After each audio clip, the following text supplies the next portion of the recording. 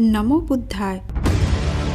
सम्यक कल्चर में आपका स्वागत है। यह दुर्भाग्य रहा है कि भारत में इतिहास के पन्ने हमेशा वीरों और वीरांगनाओं को भी जाति देखकर हाईलाइट करते आए हैं, जिस कारण जो सम्मान वीरों और वीरांगनाओं को मिलना चाहिए था वह इतिहास के एक कोने में जातिवाद का शिकार होकर उपेक्षित रह जाता है। लेकिन अब परिस्थितियां बदल रही है। आज हम आपको एक ऐसी वीरांगना झलकारी की जीवनी दिखाने वाले हैं जिसकी गाथा इतिहास के पन्ने छुपाए भी छुपा ना सके हैं। झलकारी बाई का जन्म एक साधारण कोरी परिवार में हुआ था, जो कहीं पर पिछड़ा वर्ग और कहीं पे अति पिछड़े वर्ग में आती है। वे एक साधारण सैनिक की तरह रानी लक्ष्मीबाई की सेना में शामिल हुई थी, लेकिन बाद में वह रानी लक्ष्मीबाई की विशेष सलाहकार एवं महिला सेना की सेनापति बनी और महत्वपूर्ण निर्णयों में भी भाग लेने लगी।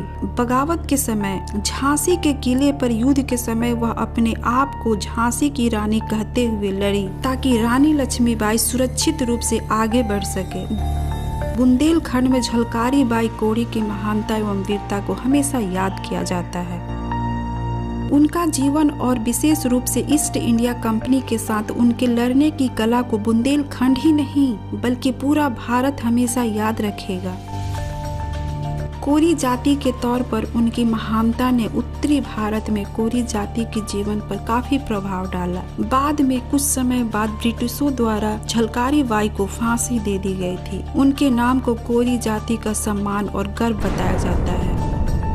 इसे देखते हुए उनके जीवन पर काफी शोध किए गए और उनके जीवन के बारे में कुछ रोचक तथ्य भी मिले, लेकिन अधिकतर समय झलकारी बाई को कोरी जाति की ऐतिहासिक नायिका कहा गया है।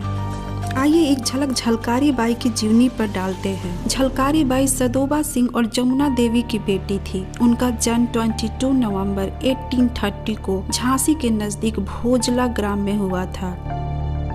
उनकी माता के मृत्यु के बाद जब वह किशोर थी तब उनके पिता ने उनका एक बेटे की तरह पालन पोषण किया। बचपन से ही वह घुड़सवारी और हथियार चलाने में माहिर थे, लेकिन उस समय की सामाजिक परिस्थितियों को देखते हुए झलकारी बाई प्रारंभिक शिक्षा नहीं ले सकी, लेकिन एक योद्धा की तरह झलकारी बाई ने काफी प्रशिक्षण प्राप्त किया था। झलकारी बाई को रानी लक्ष्मीबाई के समान माना जाता है। उन्होंने एक तोपची सैनिक पूरन सिंह से विवाह किया था, जो रानी लक्ष्मीबाई के ही तो खाने की रखवाली किया करते थे। पूरन सिंह कोरी ने ही झलकारी बाई को रानी लक्ष्मीबाई से मिलवाया था। बाद में झलकारी बाई भी रानी लक्ष्मीबाई की सेना में शामिल हो गई थी। सेना में शामिल होने के बाद झलकारी बाई ने युद्ध से संबंधित अभ्यास ग्रहण किया और एक कुशल सैनिक बनी।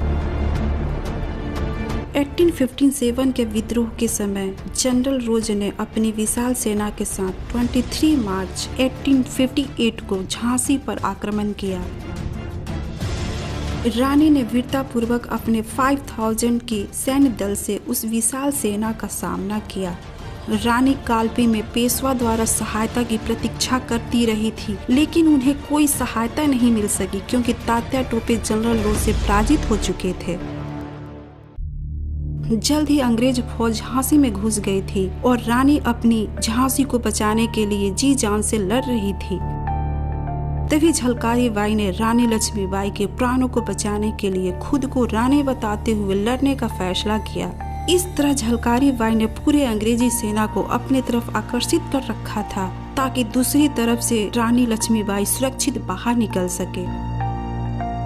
इस तरह झलकारी बाई खुद को रानी बताते हुए लड़ती रही और जनरल रोज की सेना भी झलकारी बाई को ही रानी समझकर उन पर प्रहार करती रही, लेकिन दिन के अंत में उन्हें पता चल गया था कि वह रानी नहीं है।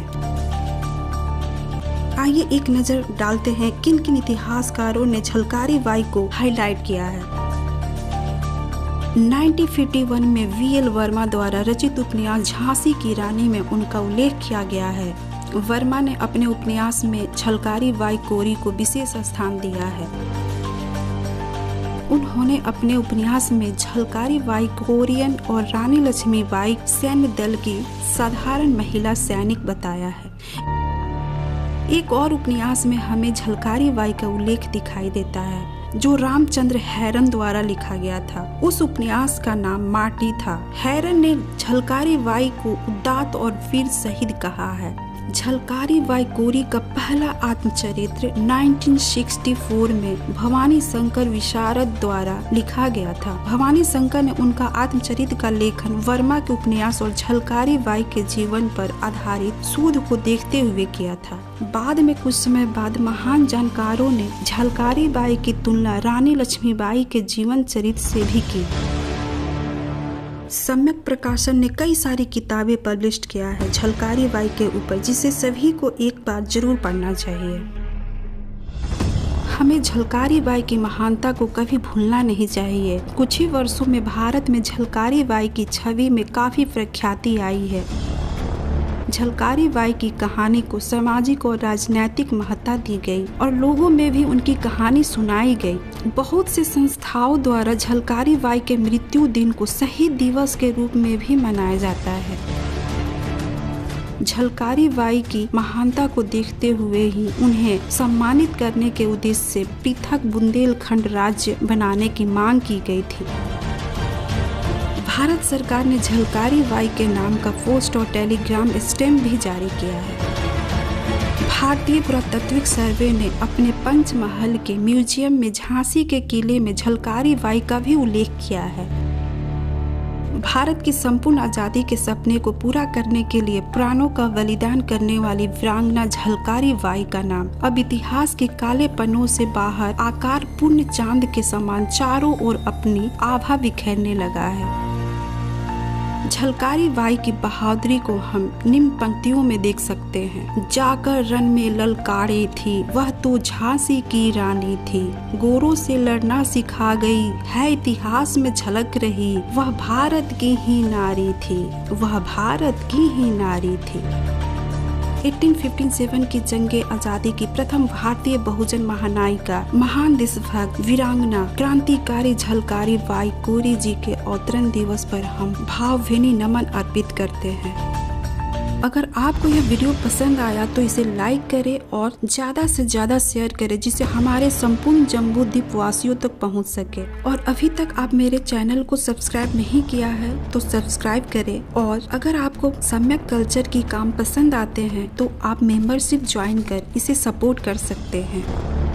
अंत में बस यही कहूँगी कि जाकर रण में ललकारी थी, खूब लड़ी मर्दानी, वह तो झांसी की झलकारी थी। मिलते हैं नए वीडियो के साथ। नमो बुद्धाय।